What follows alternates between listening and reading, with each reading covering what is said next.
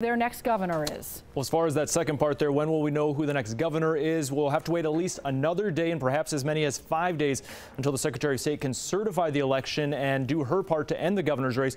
If we look to Gwinnett County, though, it's hard to see Stacey Abrams finding enough votes thanks to the latest federal court ruling to put herself in a runoff.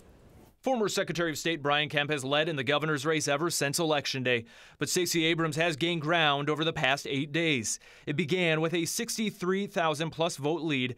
3 days later, Kemp's lead dropped a bit more, and Abrams has continued to gain ground. She currently trails by nearly 55,000 votes. On Tuesday morning, a federal judge told Gwinnett County's election board to go back through previously rejected absentee ballots. If the only error is a missing or incorrect birth date, the vote is now supposed to be counted. Late Wednesday evening, another federal judge ordered Georgia's 158 other counties to also count absentee ballots tossed out for the same issue.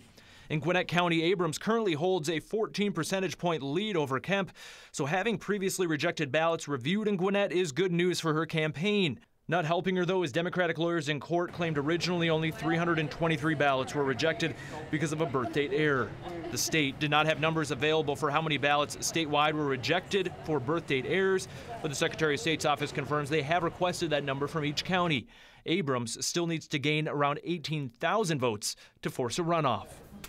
And the most recent court order issued last night won't let the state certify the election until each county has finished their review of previously rejected absentee ballots. The Secretary of State is required to certify the entire election by November 20th, 2 days